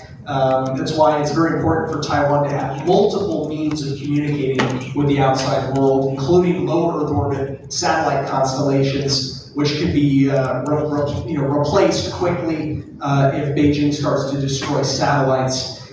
Those are a few, in any case, a few of the lessons. Chris, if I can understand your question right, great, thanks for being here. And I think my view is that the United States would be happy with the political status quo indefinitely. In fact, I think the United States would just be happy to, bury our head in the sand and kind of be like, okay, as long as nothing bad happens. I think in Taiwan, we can argue about whether it's indefinitely or not, but it seems like an overwhelming majority of Taiwanese also would like to, are fine with maintaining the political status quo. And that's all three presidential candidates, I believe, said that during the recent campaign. And the problem, I think, is, of course, in Beijing, where there is this growing sense of impatience. And you don't have, I don't think, a belief in the status quo. We can talk about whether that's 2049 or whether that's something Xi Jinping believes he has to do on his watch, which, you know, at most we could give another, I don't know, 8 or 10 years, right? Or when's he gonna feel like? And so those are important considerations. In fact, we were talking about how China was very unhappy, or said they were very unhappy, and had to punish President Lai for his inauguration remarks. When in fact, if I'm not mistaken, and I've studied this stuff myself, that when he said, for example, that, you know, that PRC and the ROC are not subordinate to each other, that, you know, Tsai Ing-wen had said something very almost identical to that, and in fact, Ma Ying-jeou had said something almost identical to that, right, about the two sides of the strait. And so for China, the status quo means really we need to be moving toward what they would call reunification, or, you know, some kind of absorption. And that, it becomes the principal destabilizer, right? When you have the other two parties that are comfortable with the status quo, one that is trying to shift it, I think. I would only add that I think looking at Xi Jinping's rhetoric and actions, it's clear that he is the one pressing for a change in the status quo. I don't think Taiwan's leaders have been pressing that change. Certainly the United States hasn't been pressing for that change. It's very much Xi Jinping who's now changing the game from one of preserving the status quo by threatening military action to prevent Taiwan from declaring independence, to what he calls resolving the Taiwan question. 解决台湾问题, right? This idea that it has to be solved now. That very phrase contains an obvious assault on the status quo. This idea that it's now incumbent upon Taiwan to move towards political subordination to the People's Republic of China, or it might get attacked. So we always have to keep that in mind. And when people say, well, Taiwan shouldn't do anything to provoke, we just have to remember that the real provocation now is what Xi Jinping is doing to try to fundamentally change the status quo from from what it's been for almost 80 years to what he's aiming to make it.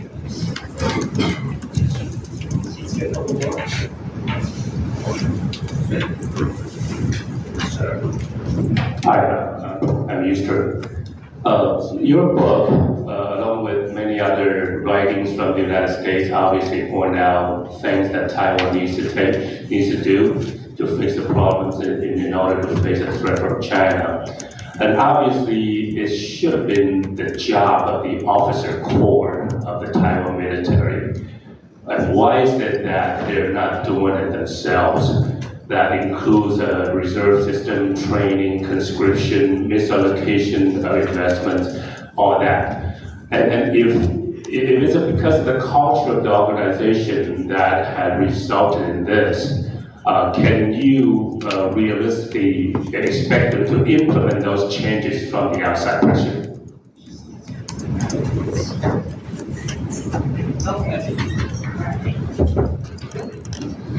I understand the importance of deterrence.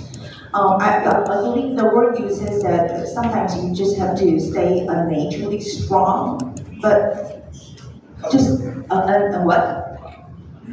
Uncomfortably strong, okay. But stay uncomfortably strong for a long period of time is very exhausting. Also, politically very unpopular. Okay, so I'd like to know, Matt, what do you think about this? Do you have any suggestion on this front?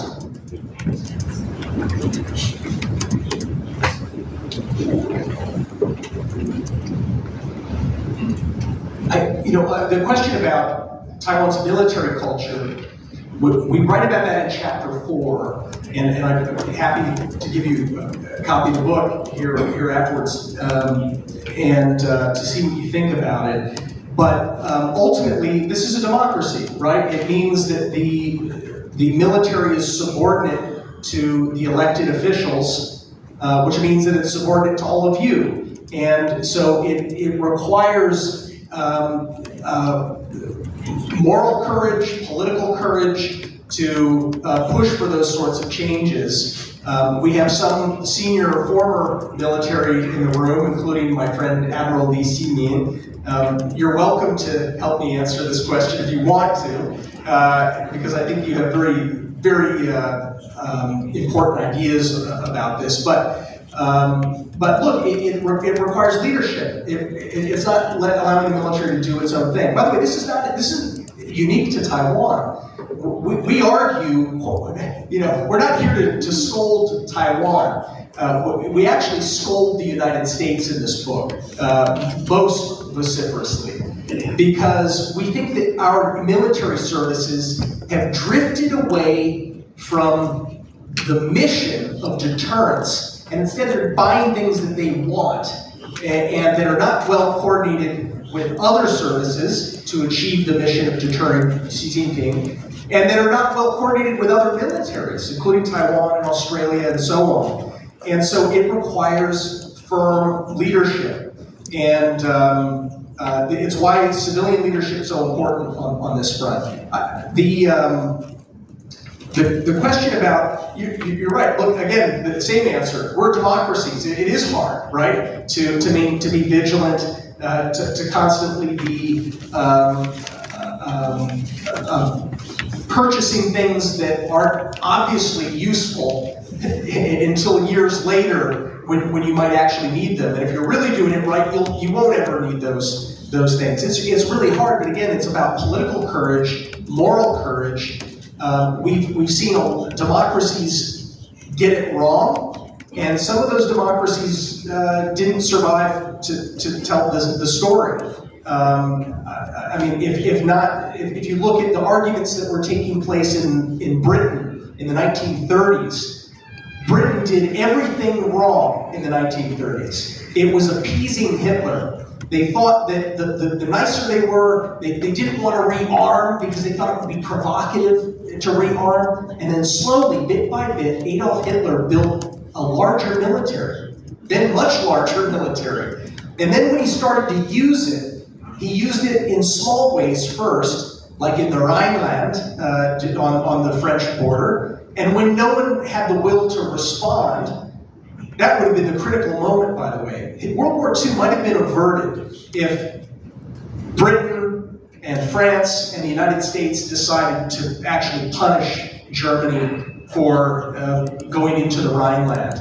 They didn't have to fire any shots, they just marched in and violated their treaties doing it, but we decided we didn't have the guts to enforce it. So studying the history, educating the public about the history of other democracies that tried to be soft and appeasing and non-provocative, only to invite a far bloodier crisis that actually led to the extermination of a lot of democracies. If not for the collective actions of World War II of those countries that survived in Europe, together with the United States, we wouldn't have democracy today. So I hear your skepticism, and it's just difficult. But this is the price of freedom. It's vigilance.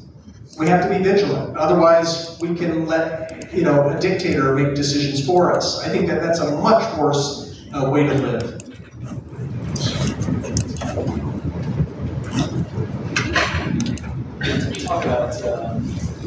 We talk about military culture, which really is what Easter is asking about a little bit in the book, and that's in chapter 4.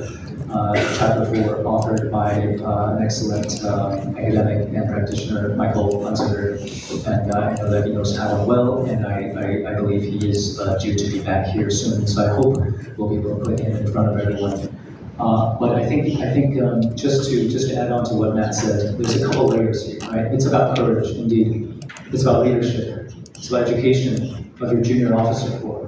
It's all of that, right? It's about delegating. Okay? It's about training leadership skills. But it's also about not allowing and not expecting or demanding MND, Military Ministry of National Defense, to be the sole owner of the defense mission. You know, monopolies are horrible at innovating, right? There's plenty of business cases. We don't need to go into them one by one, and that's why we talk about standing up other agencies outside of the ministry. We want to create a healthy, virtuous cycle where folks compete for resources, where folks compete through performance, right? Where folks compete to stand out by what they do, as opposed to avoid standing out by what, due to potential mistakes. So it's a culture. It's a culture of excellence. It's a culture of innovation. We think change has to happen not just via the ministries, the defense ministries' own work, but the Ministry of Interior has got to get involved. And again, it has to be a whole society effort. We talked a little bit about the need for a territorial defense force. We don't have time to go over that today, but I think these are all ways that that the entire government needs to step up and do more. I guess I'll just add on the last point, the other example, the current world examples are right of why maybe Taiwan needs to get comfortable with being uncomfortable is Israel, right? And then obviously the example of deterrence failure in Ukraine, but we even have here in Asia, South Korea, which is a very capable military when you compare it to North Korea, but they still train hard, have long conscriptions, and invest, significantly in their military. And I think that actually brings a sense of peace, right, to the society, knowing that they have that. So sacrifices do have to be made.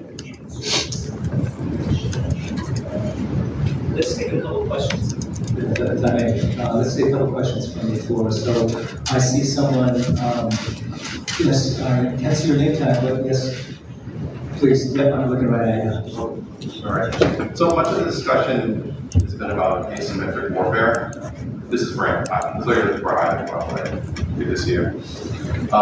What about, so much of the discussion has been about asymmetric warfare. It's about munitions over, buy more munitions, right? But what about ISR assets like drones and space-based assets like synthetic aperture radar? These are all commercially available. Intelligence is fundamentally a force multiplier. So I've noticed in your book, I read it from front to end a couple of times already, and you have lists for munitions and budgets for that, but I didn't see the same for ISR assets. You do mention it, but you don't really go to the same level. Was there a reason for that? I would imagine that ISR commercial open source data provides MOFA and MND and means of discourse without revealing national technical. Let's take one more from another person to Jason's left. Right. Hi guys, Shivani from the Washington Post.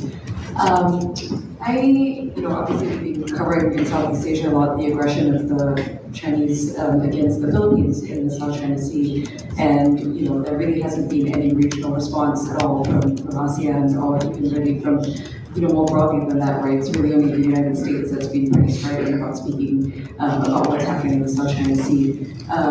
Given that, are you sort of worried about Taiwan and a potential regional response?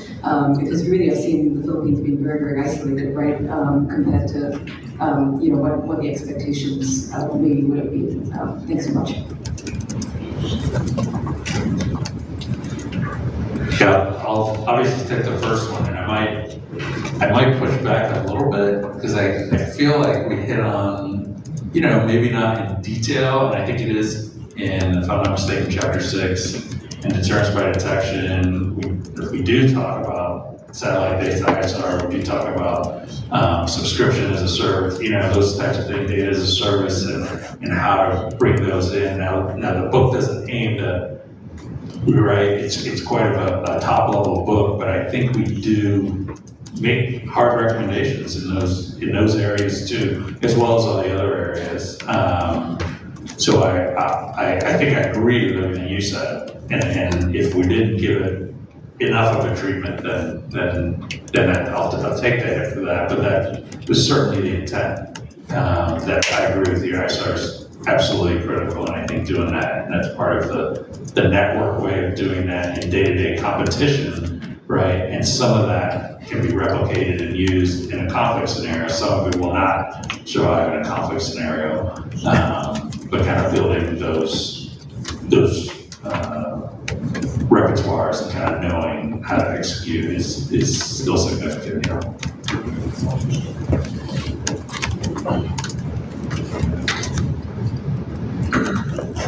Shivani, great question. When you have a bully, there are always a lot of fence sitters. There are people who don't want to, or countries that don't want to stick their necks out. But I know we were just in Japan talking to senior officials who were talking about how there's a great degree of concern about what Beijing is doing. So there's no indifference. There's just a lack of willingness to speak up. And in fact, Japanese officials were talking about how much they're hearing from Southeast Asian countries, how concerned they are about what Beijing is doing, and how much they hope the United States has the Philippines back. So it's sometimes we forget that when you have countries that hedge or that fence sit, they don't view the two big actors, in this case China and the United States, as sort of the same, just on different teams. They view one as aggressive and the other as either effective in backing its friends or as fading away. So the big fear that the region has is not about the U.S. coming, it's about the U.S. going. Does the U.S. start to fade away? That's the big fear that officials are talking about behind our backs. They're concerned about the direction that things are going. But what did you want to add to that? Just that it's not direct. China, you shouldn't do this, but we have seen, upticks of trilateral patrols, if I'm not mistaken, in Japan, the United States, the Philippines. I think Australia is starting to do more with the Philippines, and all those moves are intended to send a signal to China that the Philippines is not alone. And obviously the United States does it very clearly based on our treaty commitments. Hopefully a lot of that is contributing to, deterring and getting China to not take risks. And I should add that right now, I think the U.S. does have the Philippines back. My sense is that the U.S. is offering substantial support if President Marcos wants it and needs it. And right now, he's doing a good job of exposing Beijing's bullying. The Philippines is doing a good job of its own information sort of warfare. And I commend the Biden administration for the trilateral summit that I think it was in April when President Marcos and Prime Minister Kishida met with President Biden in Washington. That's unprecedented. I heard from Japanese senior officials this week how encouraged they are by the leadership of President Marcos. So I think President Marcos is feeling encouraged from his own people who are outraged at the things that Beijing is doing to really bully a smaller country. This is the way Leninist dictatorships operate when given the opportunity. I'm going to ask you to help really dot that I and cross that T. Just following up on that point, Philippines, Taiwan, we are, as you mentioned in the book, we are on the losing end of escalation dominance. okay, against PRC, against PLA obligations. And can you just help us, for the rest of us here, just draw that connection between what the Philippines is doing right and how they're helping their cause internationally, and specifically what they're not doing? Yeah, so we do talk about, in the book, Recommendation for Taiwan to do, we kind of wrote this before, a lot of this happened in the Philippines, but being able to, quite frankly, videotape what's happening, right, and record it, that's important. I think that, if China ultimately, and this goes back to the accidental wars, if they ultimately have military superiority, that advantage, that overmatch, then Taiwan doesn't want to go out into international waters and airspace and create an incident, not create an incident, be involved in an incident, more than likely due to Chinese aggression. But you know what? It becomes a he said kind of thing, right? They said this and the other guy said that. So, and it becomes a pretext. And Taiwan's got to be very wary of those situations. That comes from the idea that Taiwan should go meet these ships or aircraft in a very symmetric manner. And so it's sort of the opposite of an asymmetric approach. It'd be like, I gotta get out there. He said, the enemy's sending 5 ships at me. Let me send, my series of ships out there and show them who's strong. There's no conclusion to that situation, I think, that favors Taiwan, right? Because China could be looking, if they have, like I said, that escalation dominance, they could be just looking for an excuse. How about 2 more minutes? Yeah, we'll hear that. So let's just, if I may, 1 and 2.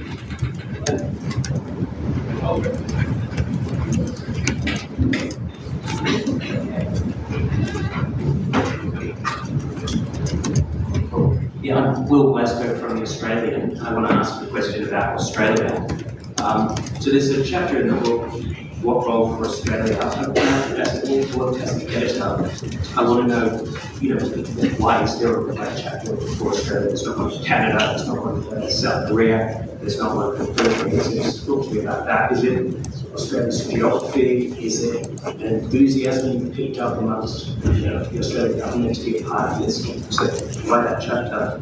And then still with Australia, Chinese Premier League is visiting New Zealand tomorrow or tonight, and then Australia over the weekend. A part of the itinerary is going to go finish in Perth and go to a Chinese-owned lithium production facility. One of the things Ross Babish talks about in his chapter is the role with resources, Australia as a non-Chinese producer of minerals and military applications. I wanted your thoughts on credit-based trade and that part of the itinerary. Thank you for the book. I learned a lot. One circle I just cannot square is energy related to food security. I mean, there's no way to get around it. Taiwan imports almost all of its energy and a lot of its food. Do you think that matters at all? Would an attack even happen if we circulate that energy security just isn't so important? But if it is there any way around that Taiwan is highly reliant on that type of I'll do it in reverse order, and feel free to chime in, Ivan.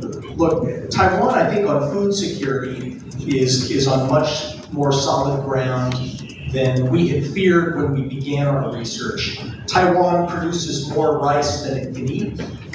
It has a lot of protein that it produces, whether it's soybeans or fish that you're pulling out. Your Ministry of Agriculture, I'm told, is working on plans that are designed to increase stockpiles and ensure that there's a sensible plan in place that would allow Taiwan to continue for a very, very, very, very long time without the ability to import food. Energy is tougher it's not dire, but Taiwan needs to be, we write about this in the book, but I'm more concerned about the energy situation. Solar farms and wind farms are important, they're great, but it's still single-digit percentage probably. Someone can correct me on the exact numbers. The nuclear plants, I think nuclear is actually very important for Taiwan. It is the only major source of energy that can't really be turned off unless someone's willing to bomb nuclear plants. I don't think that Beijing is likely to do that. There are also small modular reactors, these newer technologies, very safe nuclear reactors. They're building some in the United States right now. There are at least a couple companies that are already building these reactors. So it's not hopeless, but we need to face the fact that right now Taiwan would have to ration its energy pretty significantly in the event of a blockade and an invasion.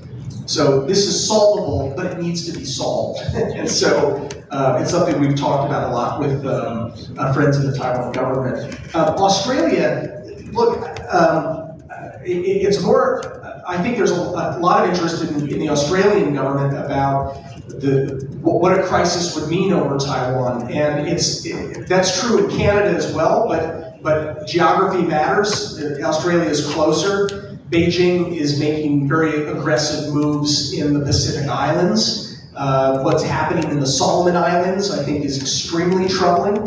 It reminds me of the early stages of World War II, what China's doing in the Solomons and in some of the other Pacific Islands. So Australia is feeling Beijing coming closer, a little too close for comfort.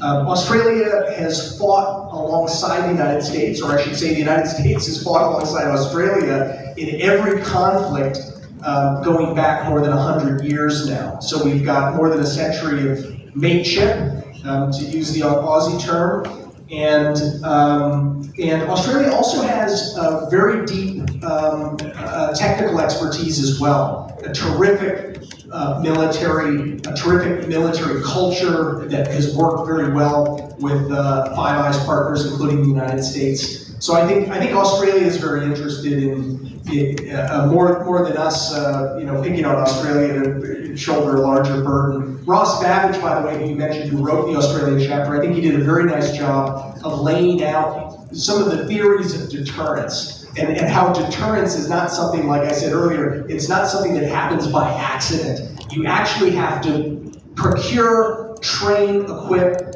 and coordinate for the specific purpose of deterrence. Does that answer your question somewhat?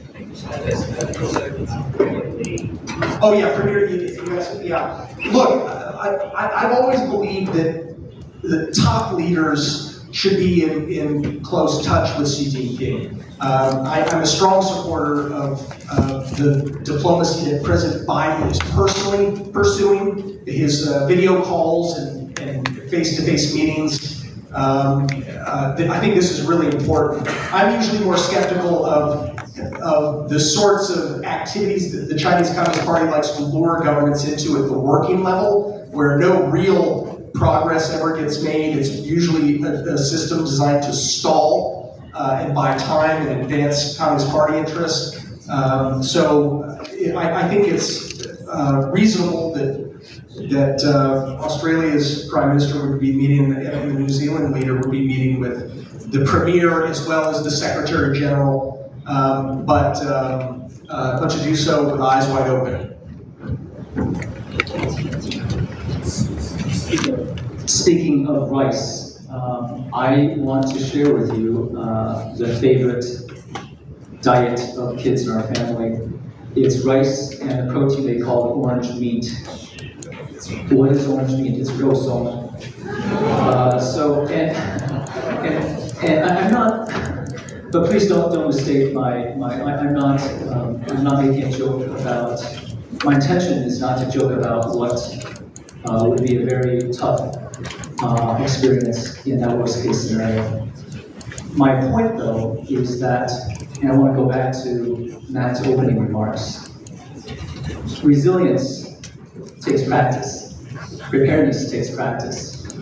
And part of the practice that the public needs to have, facilitated by government, is to understand the sacrifices and the inconveniences that might come in the situations that we're talking about. If the government, if the military expects to use all the public gas stations, well, the public needs to know about it. Okay? If the government plans to ration energy use, food, okay, the public needs to know about it. When the public is aware, and this is part of the public campaign, okay, when the public is aware of what is coming, the public is prepared, and the public will not panic, and we are more likely to stand together and stand united. And that's the only way that's the best chance we have, again, to actually prevent that worst case from happening in the first place, right? And so, we're way over time. I'm gonna leave it to Matt and Ivan with your final thoughts. And then we can thank folks for the time today. Well, I see many friends in the audience, and I'm going to be in Taiwan for a couple of days, and I hope to catch up with you in person or at least by phone while I'm here. I apologize now in advance that Ivan and I are not going to be able to linger because we have an important meeting that we're going to run late for here. Actually, we have to go. But thank you so much for coming today. Thank you for reading the book. We brought a bunch of copies, even though it's not available until a bit later. We're working on a Chinese language edition for publication in Taiwan right now. So thank you very much again, and all critiques of the book are welcome. Right, with that, thank you for attending today. I hope this has been helpful, and I know this is a conversation that we will pick up in the near future. Thanks so much.